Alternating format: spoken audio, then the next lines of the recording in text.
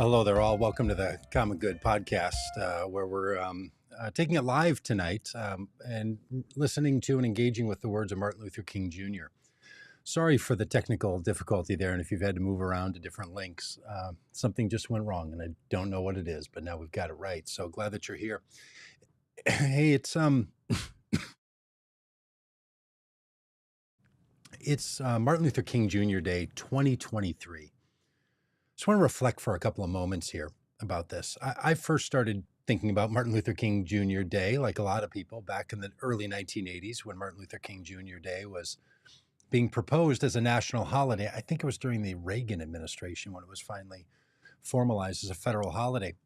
And so back then, a lot of people were opposed to it. There were people who supported it for sure, but there were a lot of people who were opposed to it. And I remember not knowing much about it or not thinking much about it. As a child, my family wasn't really all that engaged in politics or big social issues like that, at least not in the conversations that I was in. So growing up, I wasn't thinking a lot about who Martin Luther King Jr. was. The people that I knew who supported him were really, into it. More people I seem to know really thought that he didn't deserve a national holiday. There was a lot of conversations like that. People still pushing back on the issues of race and economics and voting and war, these big themes and issues that Martin Luther King Jr. was a part of. So it really wasn't until I was in college and a young adult where I started to pay more attention to who Martin Luther King Jr. was. I'm wondering if that's similar for you as well. I would love to hear your thoughts and your comments in the comments section here. At least just say hello, let other people know that you're here, and read other people's comments. It's one of the ways that we're going to do this watching together. We want to be able to watch this, these speeches that we're going to see. We're going to listen to two of them. One of them being the March on the Ballot Box speech, and then the other, the letter from Birmingham Jail. And I'll talk about each of those in a moment. But just want you to consider for yourself, what's your own history with Martin Luther King Jr. Day? What's your own history with Martin Luther King Jr.? Do you know his writings? Do you know his teachings? I used to go to a doctor. In the doctor's office, there was the "I Have a Dream" speech up on the wall, and it was just a portion of it, of course. Sort of the culmination of the speech. But what wasn't there was the context of what was going on, right? And it's easy to think to yourself, well, the issues that were being talked about then are part of the civil rights movement. And, we've sort of solved some of that. And yeah, we've worked really hard in this country and there's some things that we have solved, but there are also many of the same issues that are still around. Like this first speech we're going to hear. It's 6 minutes long or so. And it's Reverend King in South Carolina in May of 1966. So it's referred to as the March on the Ballot Box speech, something that at Vote Common Good we like to think a lot about because we want people to move into their ballot boxes and take the common good in there with them and let that be their framing reference, especially faith voters, especially white faith voters. Some people who might not always have Martin Luther King Jr. sensibilities in their own culture or growing up or even in their Christian traditions, if that's the traditions that they come from. So there's a lot of people who need to engage with this voting and marching on the ballot box. Now, there's a number of things I think that are just really intriguing and interesting about this. One of those is that this is in 1966, so it's a few years after the March on Washington and the Civil Rights movement. And this March on Washington notion, a lot of people understand and get, but the March on the ballot box is something more local, something closer, something more at hand. So that's really important, that big movements often want to find themselves in these more localized spaces. You have to sort of work in both of those areas if you want to see anything really be accomplished. So seeing that Martin Luther King Jr. was out in South Carolina in May of 1966, asking people to make a commitment to bring people to the ballot box and then do a march on the ballot box, meaning show up, get a group of people and come together. It's quite inspiring to hear what he's saying. And it also struck me that 1966 is the year I was born. And I'm an old man. In other words, we've been talking about this for a long time. This speech was given in May. I wasn't born until July. So my entire life, this country has had somewhere in its memory the March on the Ballot Box idea. And yet in 2023, we're still having to work toward these same issues. still having to encourage people, still having to change laws, still having to push against people who want to make it more difficult for some people to vote. It's still going on. So while the grainy footage and the audio and the style of it all can really sound and feel like it's a long time ago, and it lacks the vibrance and, technicolor of the film footage, they're the same issues, still at hand, still going on. My guess is that 50 years from now, 55, 56 years from now, we're still going to be talking about this. So this is work we have to keep doing. I heard someone say once that it's more like dental hygiene than having your tonsils taken out. I might even want to say more like dental hygiene than having your tooth removed.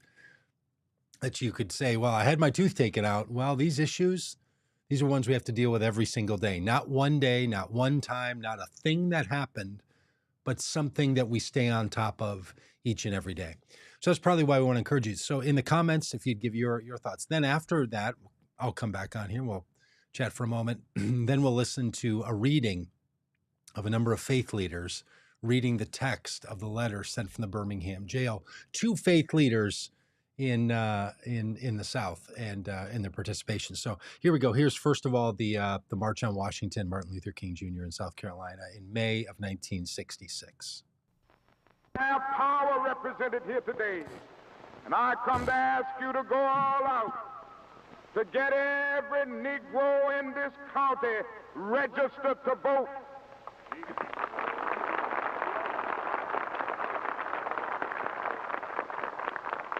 Each of you assembled here today decided that you were going to see that 10 other people are registered before the last day, which I think is next weekend, the 14th, I believe. Just see what a power you can be. And then after getting people registered, that is another and even greater responsibility, and that is to go out to vote in the primary.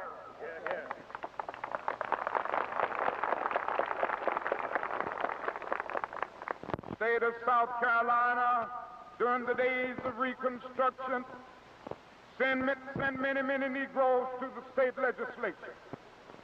The state of South Carolina not only sent them to the state of legislature, Negroes to the Congress of the United States. The last Negro to leave the Congress of the United States was from the state of South Carolina. And in his farewell address, the one thing that he said that even though this is a period that ends for us for a while, we will come again.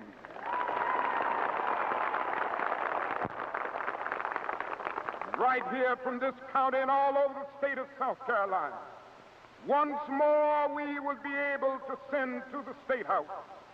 Once more we have the opportunity to send to the Congress of the United States competent, qualified, dedicated black men and women.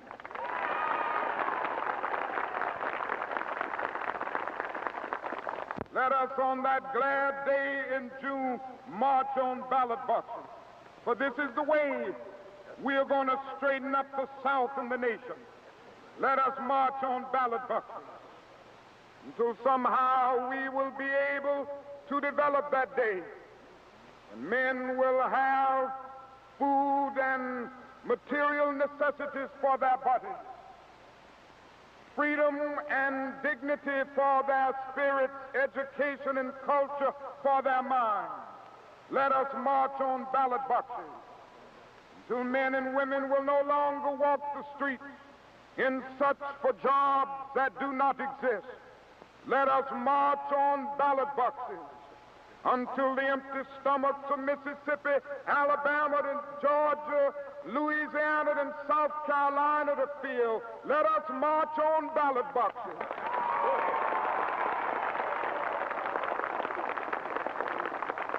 Until the idle industries of Appalachia are revitalized, let us march on ballot boxes.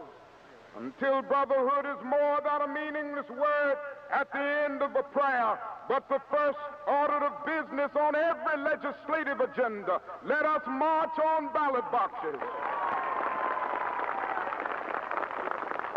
Let us march on ballot boxes until every valley shall be exalted, until every mountain and hill shall be made low, until the rough places are made plain and the crooked places straight, and the glory of the Lord shall be revealed, and all flesh shall see it together.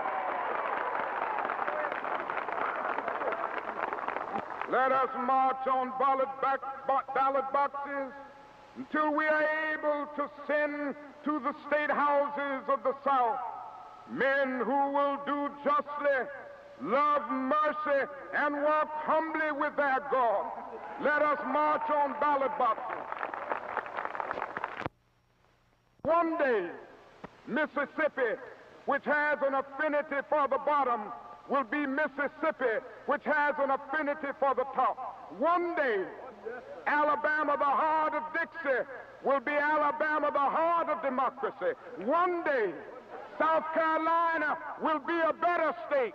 One day, Georgia will be a better state. And why is this true? Because mine eyes have seen the glory of the coming of the Lord. Glory. And all over the South and the nation we can sing, glory, hallelujah, glory, hallelujah. Our God is marching on, and so I say, walk together, children. Don't you get weary. There's a great camp meeting in the promised land.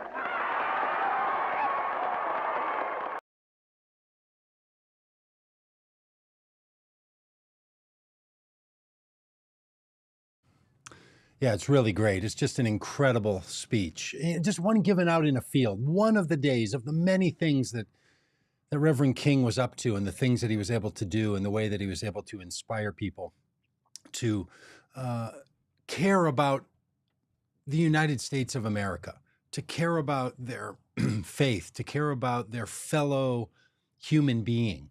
This is the thing that's so powerful about King's work, and one of the things that makes a national holiday significant, because these are not days, and maybe you've heard it a bunch today. Martin Luther King Jr. Day is not a day where the organizers or the intention of it is to look back. The intention is to look around and see what's going on, to see what's happening, to recognize it yet again, that these are the storylines, that these are the habits of this country, that these are the things that we have to deal with. These are the ways forward, is to pay attention and to look. And Vote Common Good, one of our taglines around here is to wake up. I think being woke's a pretty good idea, to speak up and to stand up.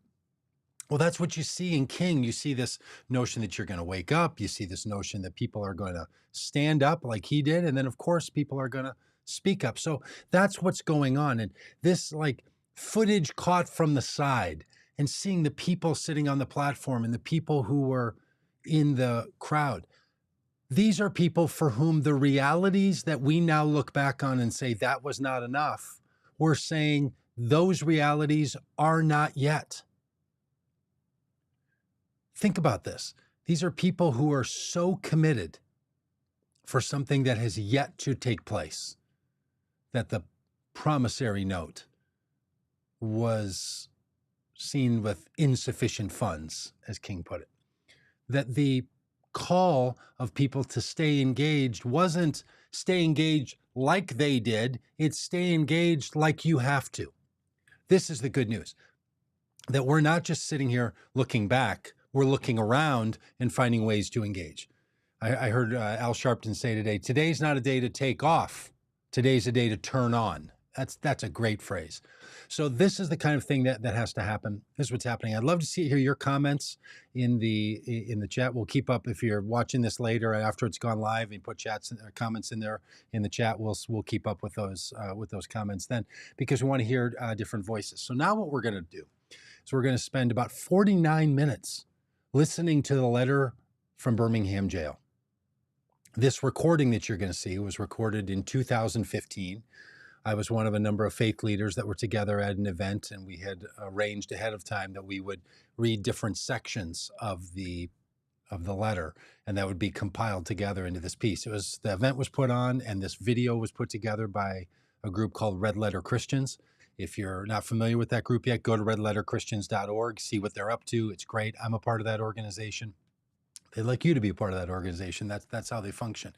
Vote Common Good is very appreciative and very tied in to Red Letter Christians, and I've been a part of it for a long time. So back in 2015, we thought it was important to talk about these issues, not even knowing that voting rights would continue to be eroded in this country after seeing voting rights extended. So the issues now that you see in the letter from Birmingham Jail, these are different issues. And one of the reasons that we had faith leaders read this letter, a number of the people you'll see in the video are white faith leaders. The reason for that is that the letter that King wrote when he was in jail in Birmingham was to his moderate and what he ultimately says are people who are not taking a stand, white faith leaders who are not standing up for the things that he needs them to stand up for. So it's an encouragement, it's a call forward. It's also an appropriate chastisement, saying to people, needs to go a different way.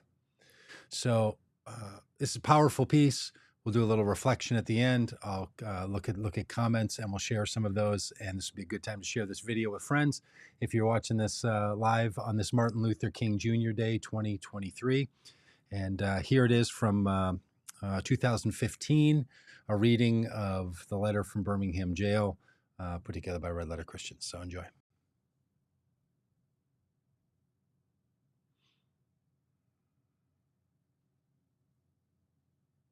My dear fellow clergymen, while confined here in the Birmingham City Jail, I came across your recent statement calling my present activities unwise and untimely.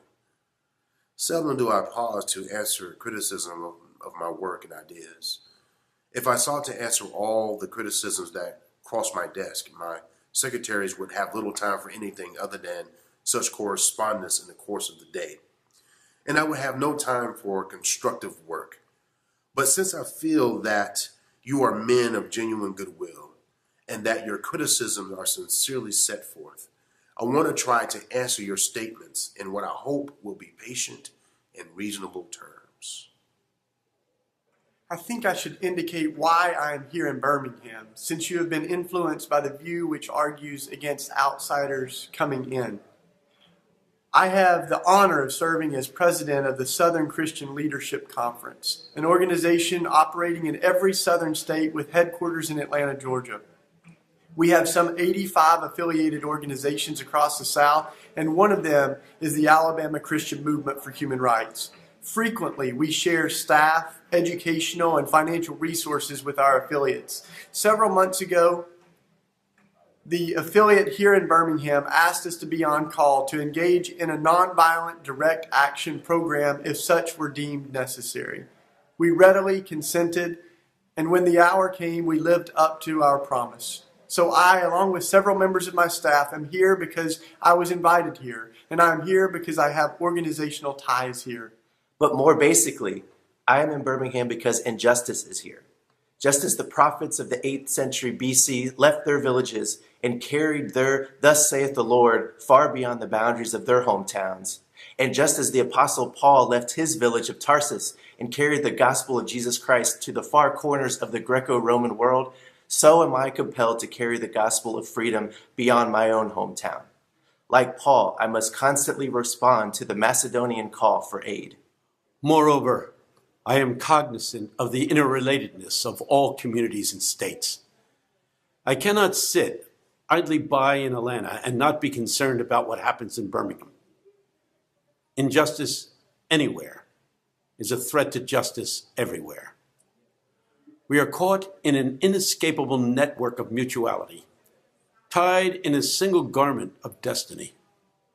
Whatever affects one directly affects all indirectly. Never again can we afford to live with the narrow, provincial, quote, outside agitator, unquote, idea.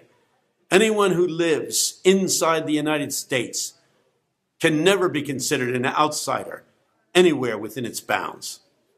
You deplore the demonstrations taking place in Birmingham, but your statement, I'm sorry to say, fails to express the similar concern for the conditions that brought about the demonstrations. I'm sure that none of you would want to rest content with the superficial kind of social analysis that deals merely with effects and does not grapple with the underlying causes. It is unfortunate that demonstrations are taking place in Birmingham, but it's even more unfortunate that the city's white power structure left the Negro community with no alternative.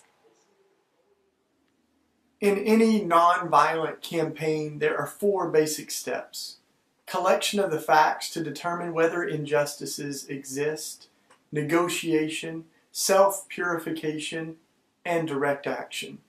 We have gone through all of these steps in Birmingham. There can be no gainsaying the fact that racial injustice engulfs this community.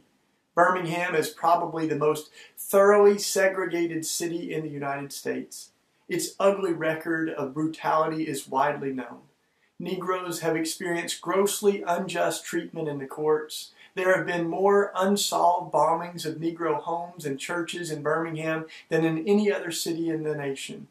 These are the hard, brutal facts of the case. On the basis of these conditions, Negro leaders sought to negotiate with the city fathers, but the latter consistently refused to engage in good faith negotiation. Then, last September, came the opportunity to talk with leaders of Birmingham's economic community. In the course of the negotiations, certain promises were made by the merchants. For example, to remove the store's humiliating racial signs.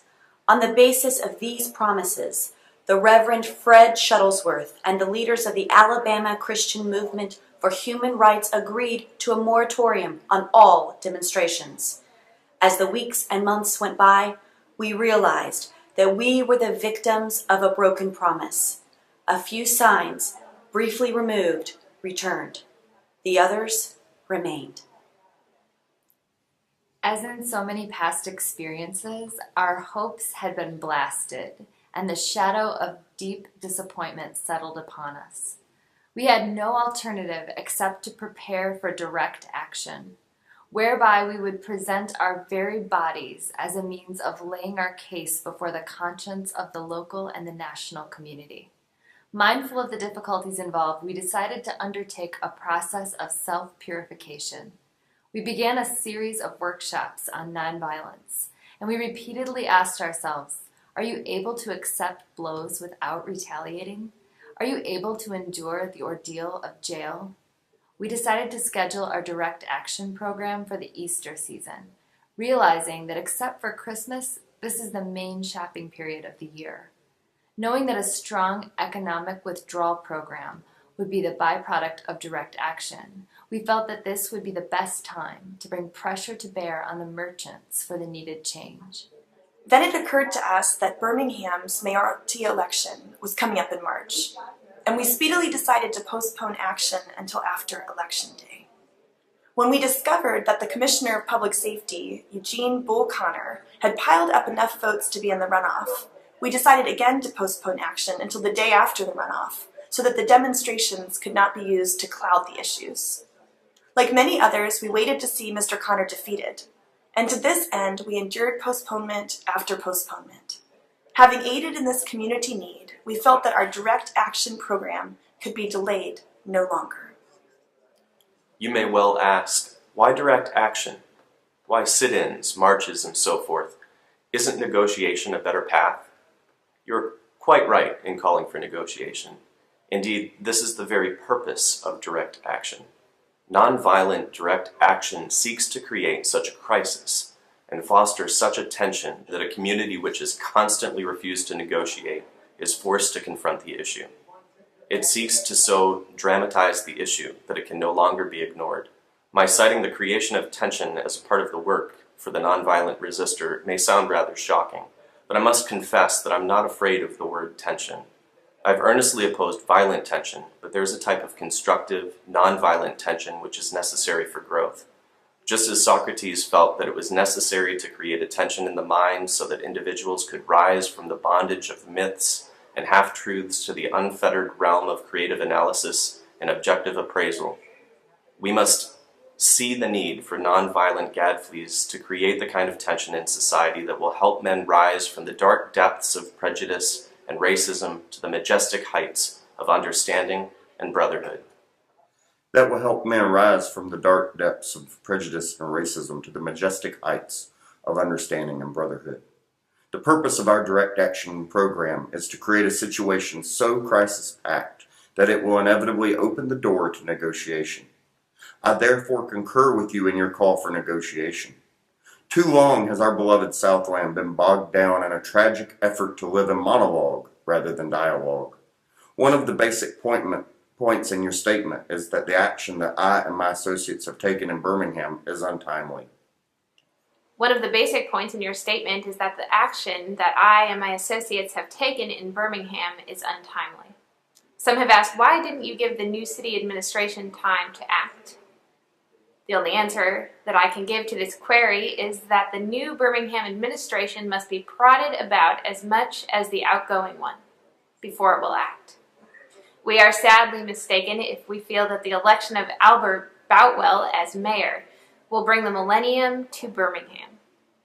While Mr. Boutwell is a much more gentle person than Mr. Connor, they are both segregationists, dedicated to maintenance of the status quo. I have hoped that Mr. Boutwell will be reasonable enough to see the futility of massive resistance to desegregation. But he will not see this without pressure from devotees of civil rights. My friends, I must say to you that we have not made a single gain in civil rights without determined legal and nonviolent pressure. Lamentably, it is an historical fact that privileged groups seldom give up their privileges voluntarily. Individuals may see the moral light and voluntarily give up their unjust posture. But as Reinhold Niebuhr has reminded us, groups tend to be more immoral than individuals. We know through painful experience that freedom is never voluntarily given by the oppressor. It must be demanded by the oppressed. Frankly, I have yet to engage in a direct action campaign that was well timed in the view of those who have not suffered unduly from the disease of segregation. For years now, I have heard the word wait. It rings in the ear of every Negro with piercing familiarity. This wait has almost always meant never. We must come to see with one of our distinguished jurists that justice too long delayed is justice denied. We have waited for more than 340 years for our constitutional and God-given rights.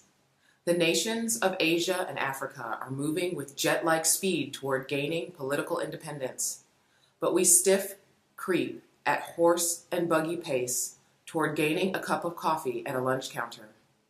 Perhaps it is easy for those who have never felt the stinging dark of segregation to say, wait. But when you have seen vicious mobs lynch your mothers and fathers at will, and drown your sisters and brothers at whim, when you have seen hate-filled policemen curse, kick, and even kill your black brothers and sisters, when you see the vast majority of your 20 million Negro brothers and sisters smothering in an airtight cage of poverty in the midst of an affluent society, when you suddenly find your tongue twisted and your speech stammering as you seek to explain to your 6-year-old daughter why she can't go to the public amusement park that has just been advertised on television, and see the tears welling up in her eyes when she is told that Funtown is closed to colored children, and see the ominous clouds of inferiority beginning to form in her little mental sky, and see her beginning to distort her personality by developing an unconscious bitterness toward white people. When you have to concoct an answer for a 5-year-old son who is asking, Daddy, why do white people treat colored people so mean? When you take a cross-country drive and find it necessary to sleep night after night in the uncomfortable corners of your automobile because no motel will accept you, when you are humiliated day in and day out by nagging signs reading white and colored, when your first name becomes nigger and your middle name becomes boy, however old you are, and your last name becomes John, and your wife and mother are never given the respected title Mrs.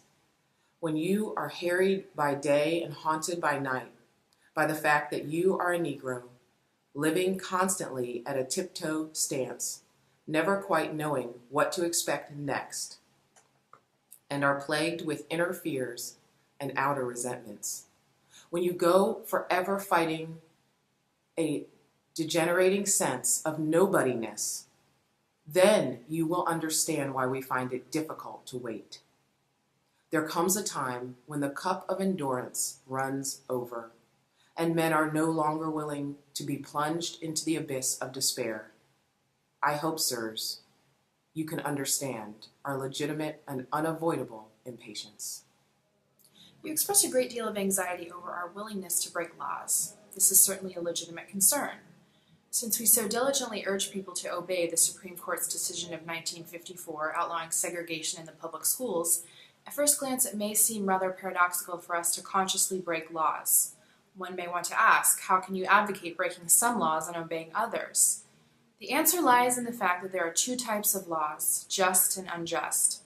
I would only advocate obeying just laws. One has not only a legal but moral responsibility to obey just laws. Conversely, one has a moral responsibility to disobey unjust laws. I would agree with St. Augustine, who says, an unjust law is no law at all. Now, what is the difference between the two? How does one determine whether a law is just or unjust? Now, what's the difference between the two? How does one determine whether a law is just or unjust? A just law is a man-made code that squares with the moral law or law of God. An unjust law is a code that is out of harmony with moral law. To put it in the terms of St. Thomas Aquinas, an unjust law is a human law that is not rooted in eternal law and natural law. Any law that uplifts human personality is just. Any law that degrades human personality is unjust. All segregation statutes are unjust because segregation distorts the soul and damages the personality. It gives the segregator a false sense of superiority and the segregated a false sense of inferiority. Segregation, to use the terminology of the Jewish philosopher Martin Buber, substitutes an I-it relationship for an I-thou relationship and ends up relegating the person to the status of things.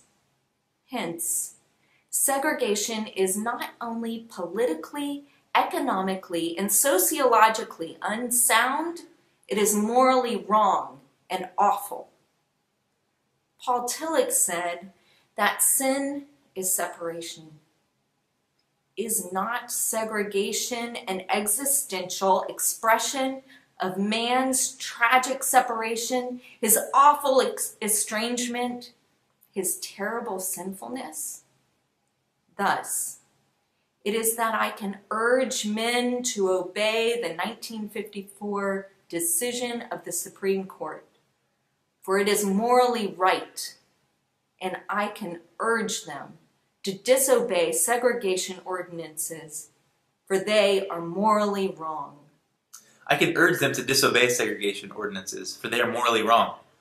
Let us consider a more concrete example of just and unjust laws. An unjust law is a code that a numerical or power majority group compels a minority group to obey, but does not make binding on itself. This is difference made legal. By the same token, a just law is a code that a majority compels a minority to follow that it is willing to follow itself. This is sameness made legal. Let me give another explanation. This is sameness made legal. Let me give you another explanation. A law is unjust if it is inflicted on a minority that, as a result of being denied the right to vote, had no part in enacting or devising the law. Who can say that the legislator of Alabama, which set up that state's segregation laws, was democratically elected? Throughout Alabama, all sorts of devious methods were used to prevent Negroes from becoming registered voters. And there are some countries in which, even though Negroes constitute a majority of the population, not a single Negro is registered. Can any law enacted under such circumstances be considered democratically structured? Sometimes a law is just on its face and unjust in its application. For instance, I've been arrested on charge of parading without a permit. Now, there's nothing wrong with having an ordinance which requires a permit for a parade. But such an ordinance becomes unjust when it is used to maintain segregation and to deny citizens the First Amendment privilege of a peaceful assembly and protest. I hope you're able to ace the distinction I'm trying to point out. In no sense do I advocate evading or defying the law, as would the rabid segregationist. That would lead to anarchy.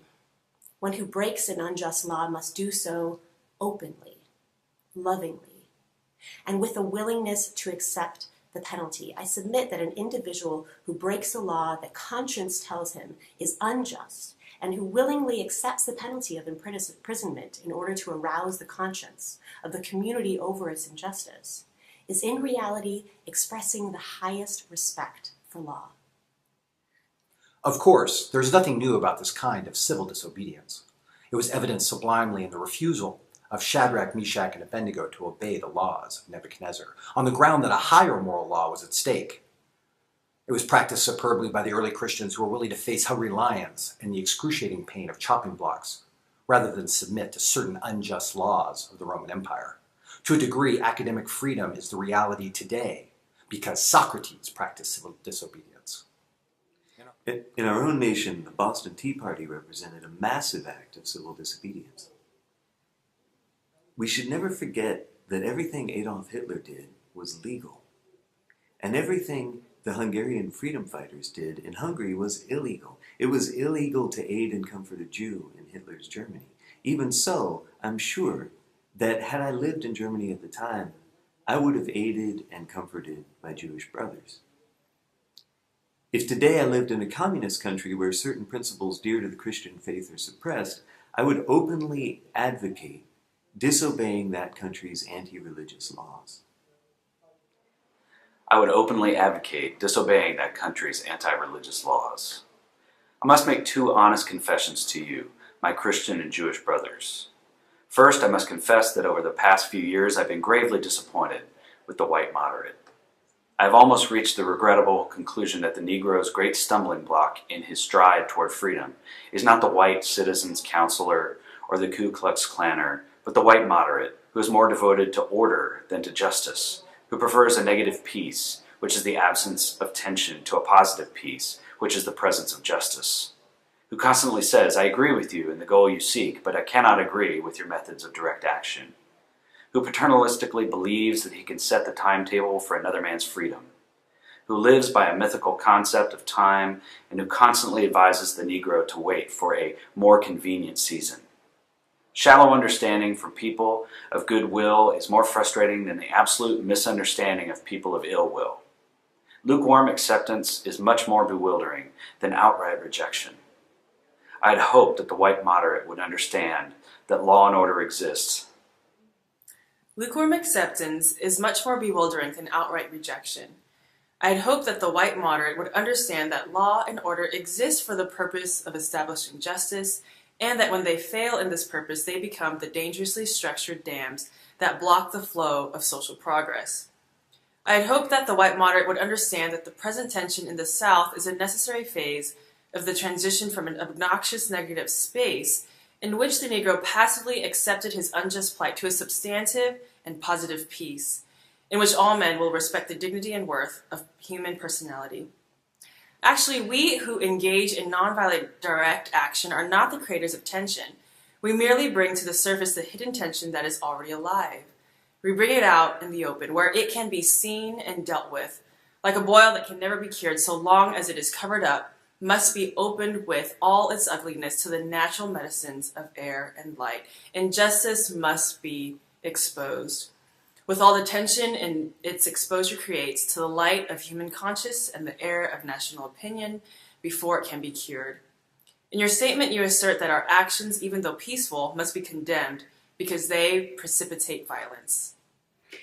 In your statement, You assert that our actions, even though peaceful, must be condemned because they precipitate violence. But is this a logical assertion? Isn't this like condemning a robbed man because his possession of money precipitated the evil act of robbery?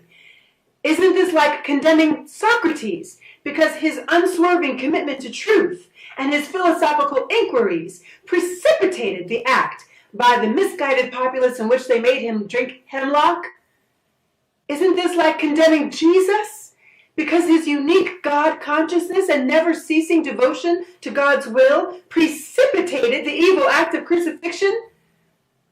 We must come to see that, as the federal courts have consistently affirmed, it is wrong to urge an individual to cease his efforts to gain his basic constitutional rights, because the quest may precipitate violence.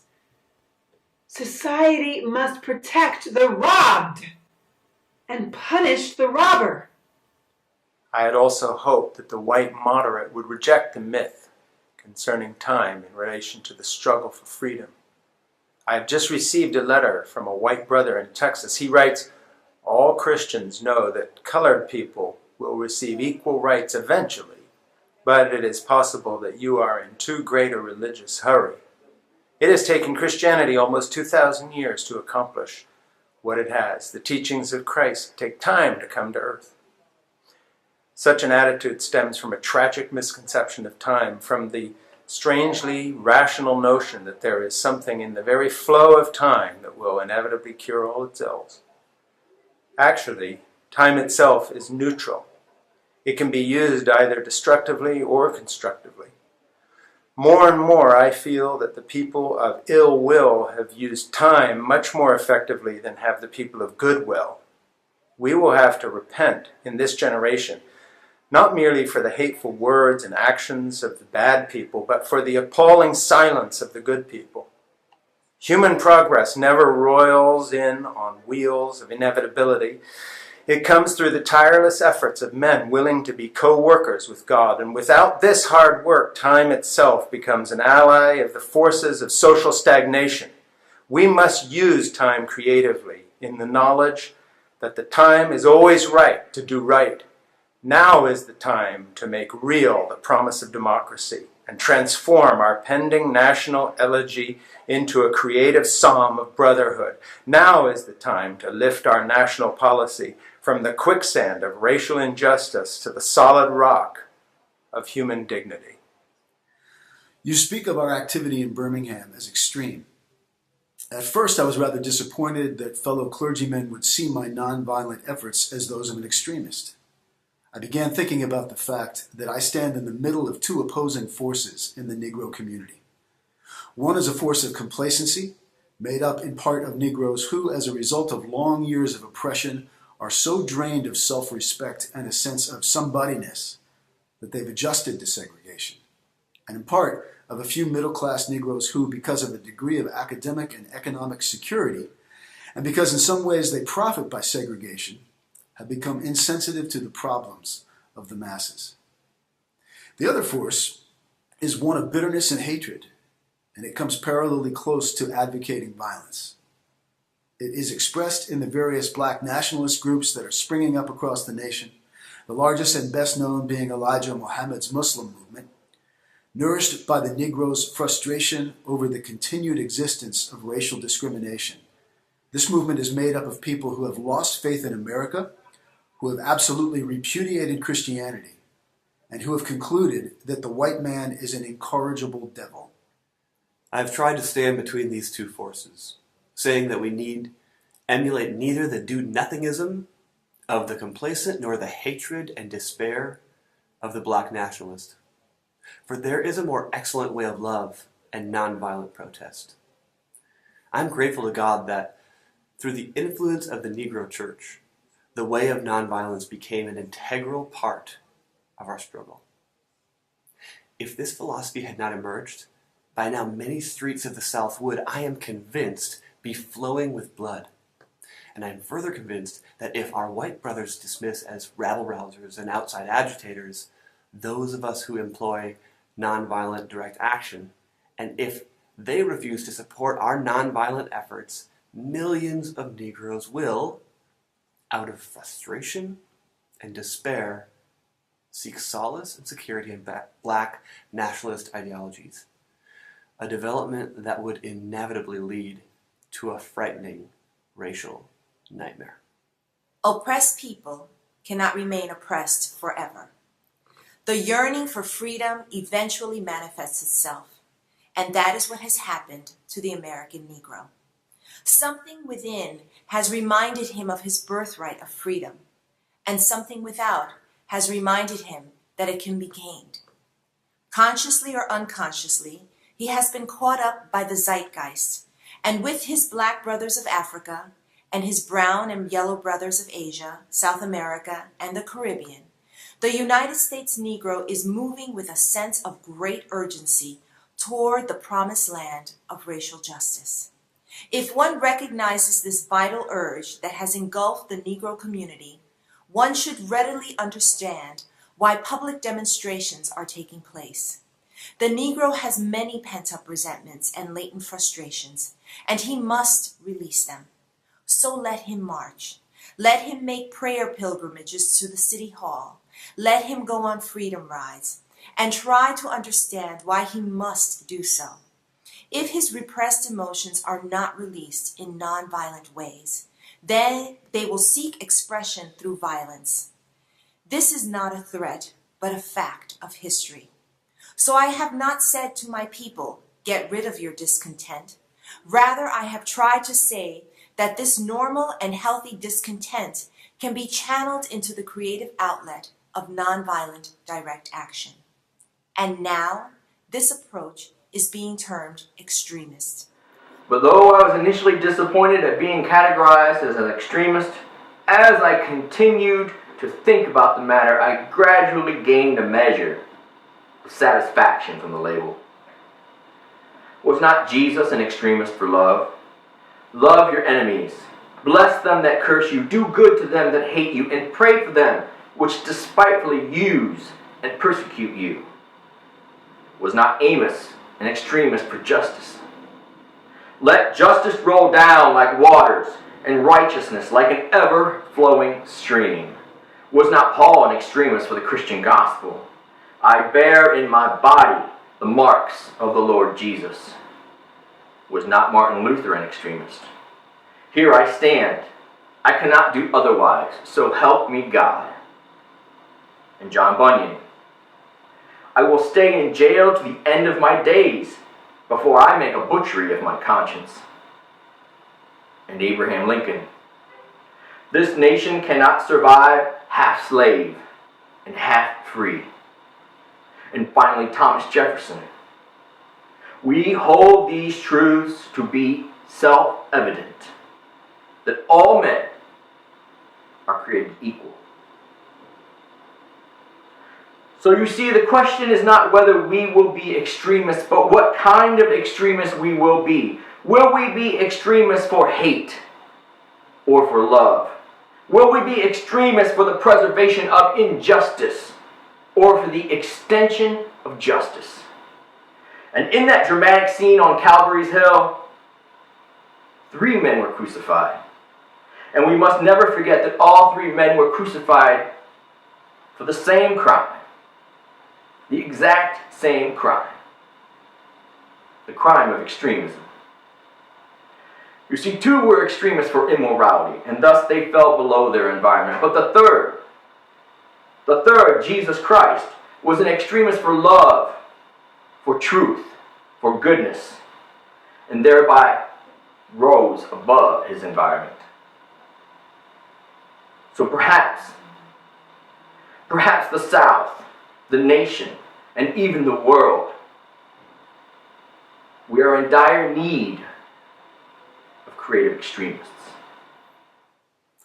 I had hoped that the white moderate would see this need. Perhaps I was too optimistic. Perhaps I expected too much. I suppose I should have realized that few members of the oppressor race can understand the deep groans and passionate yearnings of the oppressed race. And still fewer have the vision to see that injustice must be rooted out by strong, persistent, and determined action. I am thankful, however, that some of our white brothers in the South have grasped the meaning of this social revolution and committed themselves to it. They are still too few in quantity, but they are big in quality. Some, such as Ralph McGill, Lillian Smith, Harry Golden, James McBride Dabbs, Ann Braden, and Sarah Patton Boyle, have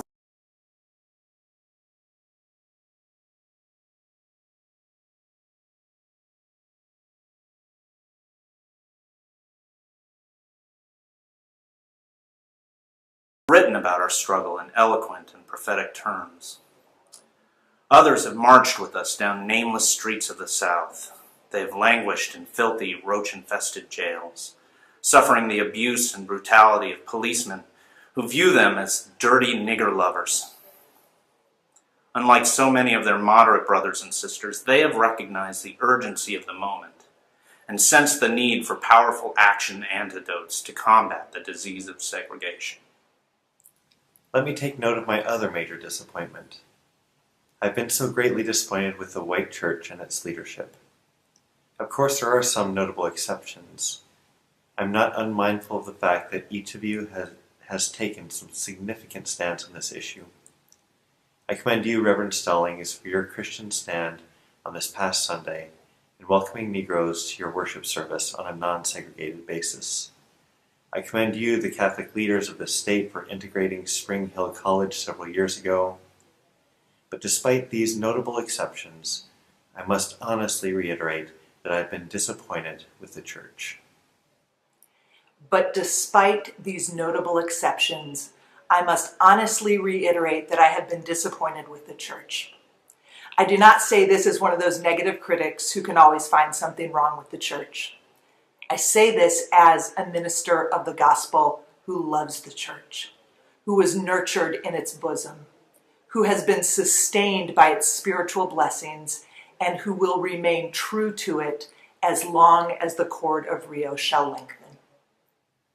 When I was suddenly catapulted into the leadership of the bus protest in Montgomery, Alabama a few years ago, I felt we would be supported by the white church. I felt that the white ministers, priests, and rabbis of the South would be among our strongest allies. Instead, some have been outright opponents, refusing to understand the freedom movement and misrepresenting its leaders. All too many others have been more cautious than courageous and have remained silent behind the anesthetizing security of stained glass windows. In spite of my shattered dreams, I came to Birmingham with the hope that the white religious leadership of this community would see the justice of our cause and, with deep moral concern, would serve as the channel through which our just grievances could reach the power structure.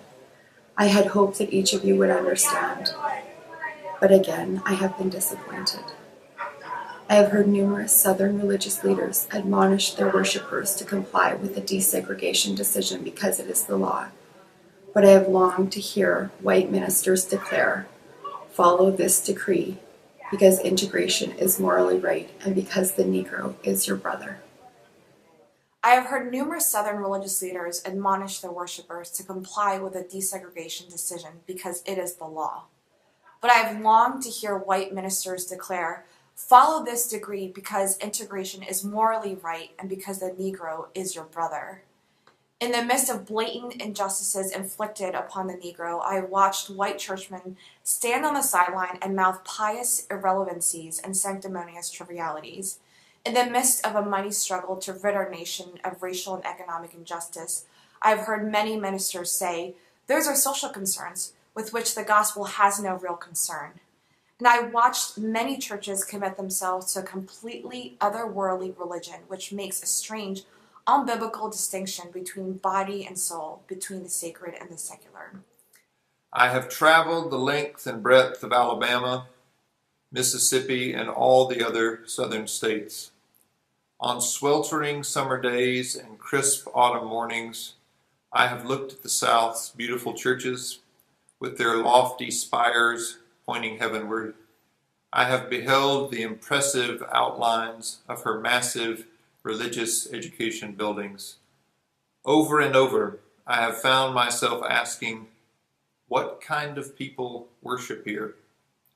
Who is their God? Where were their voices when the lips of Governor Barnett dripped with the words of interposition and nullification? Where were they when Governor Wallace gave a clarion call for defiance and hatred? Where were their voices of support when bruised and weary Negro men and women decided to rise from the dark dungeons of complacency to the bright hills of creative protest? Yes, these questions are still in my mind. In deep disappointment, I have wept over the laxity of the church. But be assured that my tears have been tears of love. Yes, there can be no disappointment when there is no deep love. Yes, I love the church. How could I do otherwise? I am in the rather unique position of being the son, the grandson, the great-grandson of preachers. Yes, I see the church as the body of Christ. But oh, how we have blemished and scarred that body through social neglect and through fear of being nonconformists. There was a time when the church was very powerful, in the time when the early Christians rejoiced at being deemed worthy to suffer for what they believed. In those days, the church was not merely a thermometer that recorded the ideas and principles of popular opinion. It was a thermostat that transformed the mores of society. Whenever the early Christians entered the town, the people in power became disturbed and immediately sought to convict the Christians for being disturbers of peace and outside agitators. But the Christians pressed on in the conviction that they were a colony of heaven, called to obey God rather than man. Small in number, they were big in commitment. They were too God-intoxicated to be astronomically intimidated. By their effort and their example, they brought an end to such ancient evils as infanticide and gladiatorial contests. Things are different now. So often the contemporary church is a weak, ineffectual voice with an uncertain sound. So often it is an arch defender of the status quo. Far from being disturbed by the presence of the church, the power structure of the average community is consoled by the church's silent and often even vocal sanction of things as they are. But the judgment of God is upon the church as never before. If today's church does not recapture the sacrificial spirit of the early church, it will lose its authenticity, forfeit the loyalty of millions, and be dismissed as an irrelevant social club with no meaning for the 20th century. Every day I meet young people whose disappointment with the church has turned into outright disgust. Perhaps I have once again been too optimistic. Is organized religion too inextricably bound to the status quo to save our nation and the world? Perhaps I must turn my faith to the inner spiritual church, the church within the church, as the true ecclesia and the hope of the world. But again, I am thankful to God that some noble souls from the ranks of organized religion have broken loose from the paralyzing chains of conformity and joined us as active partners in the struggle for freedom. They have left their secure congregations and walked the streets of Albany, Georgia with us. They have gone down the highways of the South on torturous rides for freedom. Yes, they have gone to jail with us. Some have been dismissed from their churches, have also supported their bishops and fellow ministers, but they have acted in the faith that right defeated is stronger than evil triumphant. Their witness has been the spiritual salt that has preserved the true meaning of the gospel in these troubled times. They have carved a tunnel of hope through the dark mountain of disappointment. I hope the church as a whole will meet the challenge of this decisive hour. But even if the church does not come to the aid of justice, I have no despair about the future. I have no fear about the outcome of our struggle in Birmingham, even if our motives are at present misunderstood. We will reach the goal of freedom in Birmingham and all over the nation, because the goal of America's freedom, abused and scorned though it may be, our destiny is tied up with America's destiny. Before the Pilgrims landed at Plymouth, we were here. Before the pen of Jefferson etched the majestic words of the Declaration of Independence across the pages of history, we were here. For more than 2 centuries, our forebears labored in this country without wages. They made cotton king. They built the homes of their masters while suffering gross injustice and shameful humiliation. And yet, out of a bottomless vitality, they continued to thrive and develop. If the inexpressible cruelties of slavery could not stop us, the oppression we now face will surely fail. We will win our freedom because the sacred heritage of our nation and the eternal will of God are embodied in our echoing demands. Before closing, I feel impelled to mention one other point in your statement that has troubled me profoundly.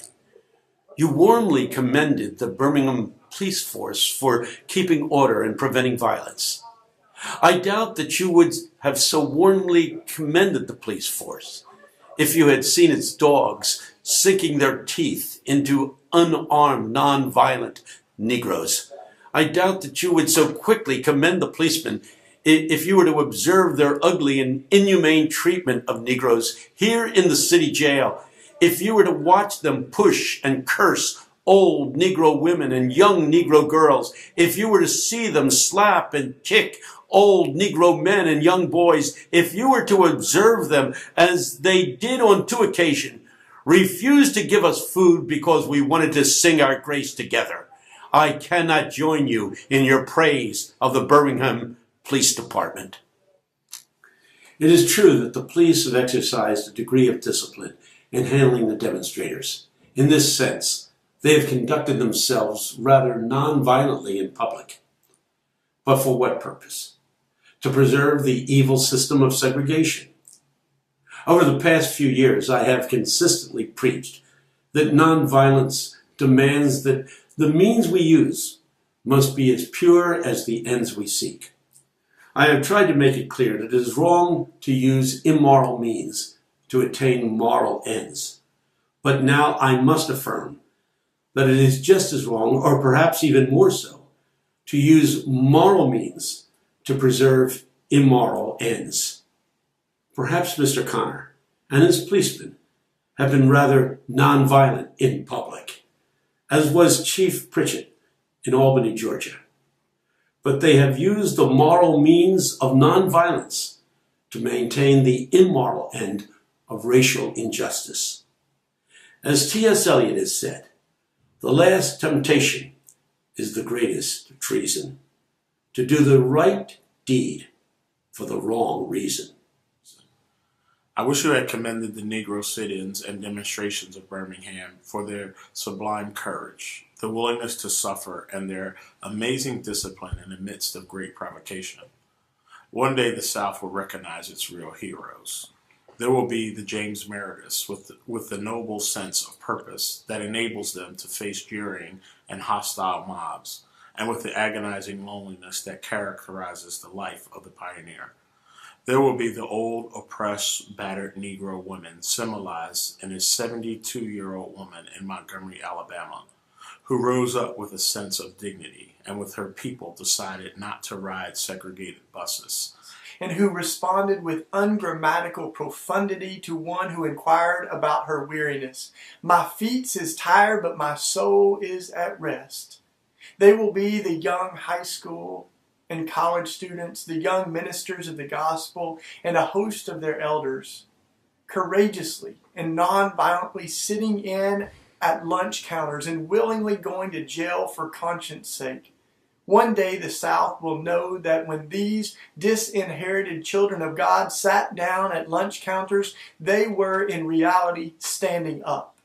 for what is best in the American dream and for the most sacred values in Judeo-Christian heritage, thereby bringing our nation back to those great wells of democracy which were dug deep by the Founding Fathers in their formulation of the Constitution and the Declaration of Independence. Never before have I written so long a letter. I'm afraid it is much too long to take your precious time.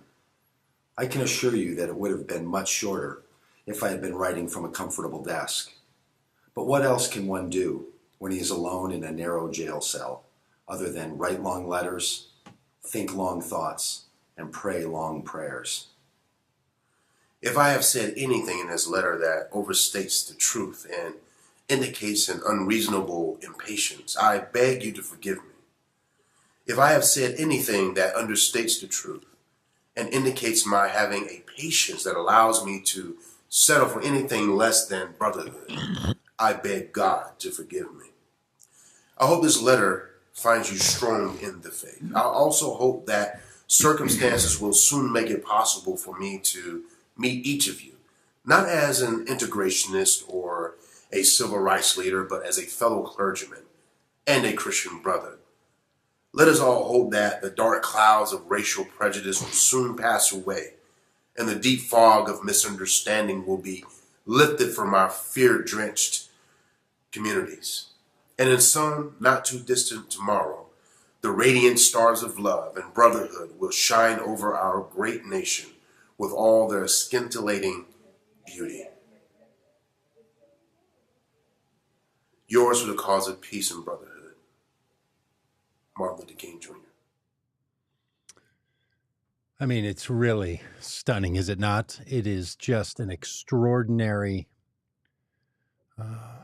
personal and collective call.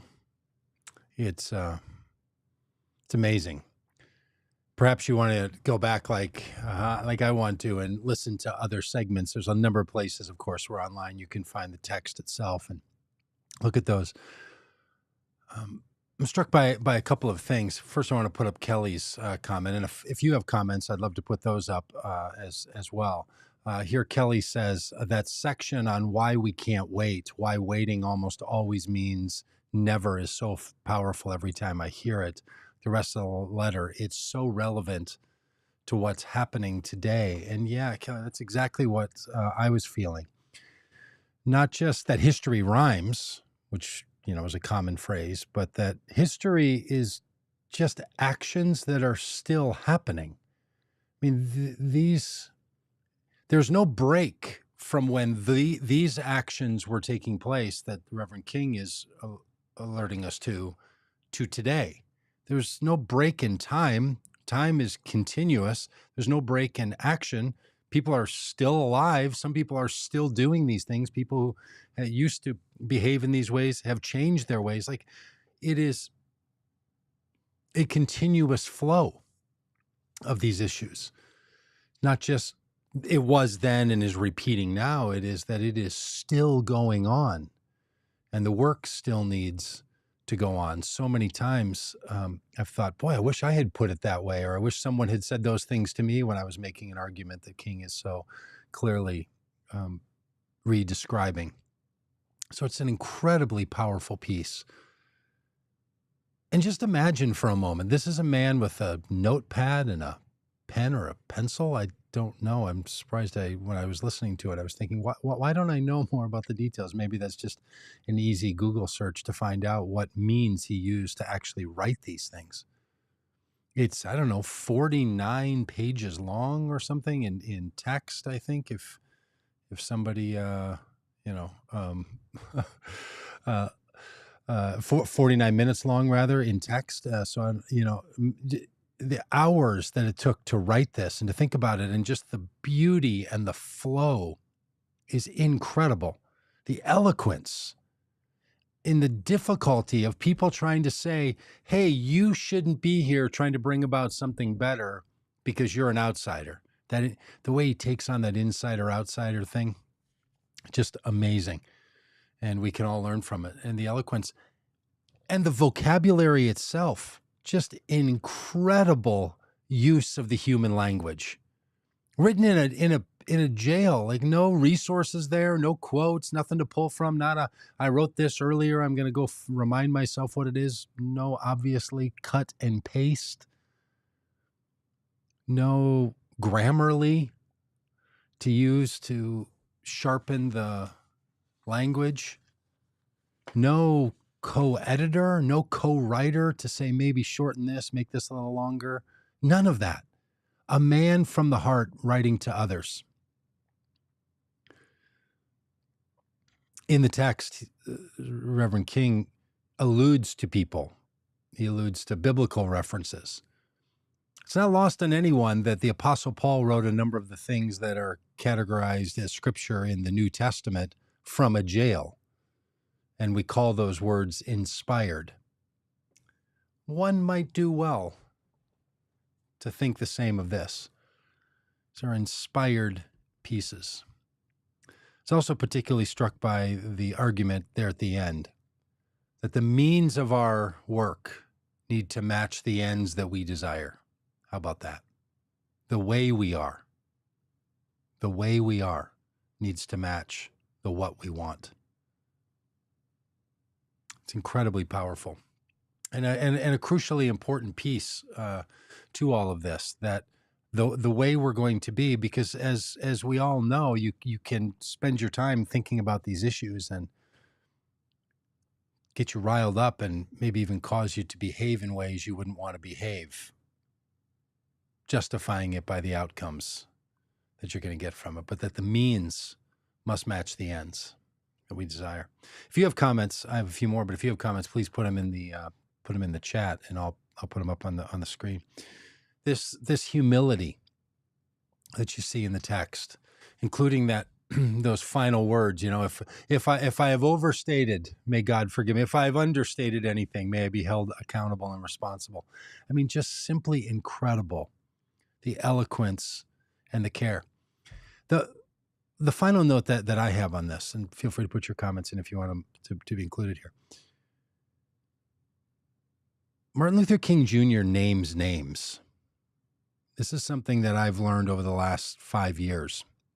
There's a tendency in our society now, and certainly, in our society 56, 58 years ago, for people to say things like, well, I don't want to say who, and then talk about an issue because you want the issue to be above the person. But King takes the same tact that the gospel writers take, and that is naming names of the powerful and naming names of the faithful. I think this is really important. He's not just talking about what's going on. He's talking about the people who are doing it, that these are people issues, that these are human beings, that this isn't put off on just a societal problem, not just put off on just a cultural moment, but that individual people are behaving in ways that are bringing about the common good and those who are resisting it. Naming names matters. It's crucially important. It's one of the reasons we don't just have Civil Rights Remembrance Day. We call it Martin Luther King Jr. holiday, MLK. It's one of the few holidays we have that has a name. There's like Valentine's Day, but that's not really one of these. This is a good reminder every time it comes around that this movement, it requires name and names. People did it. People do things unto other people. That's what's going on. Well, thanks for being a part of this, and continue to put your comments in the chat as this goes on, and we will continue to respond to it. Maybe every year you want to join us as we take a listen to this in varieties of ways. And even more importantly, may we all internalize these issues. And may we not just find a way to do service, may we find a way to do justly and to love mercy and to walk and to write and to say humbly. In other words, go and do likewise. Thanks for being a part of all this. If you're new to Vote Common Good, you can find us over at our website, which is just votecommongood.com, or all the other places. Links down below and all of that. And please feel free to share about as widely as you're able. Thanks so much, and good night.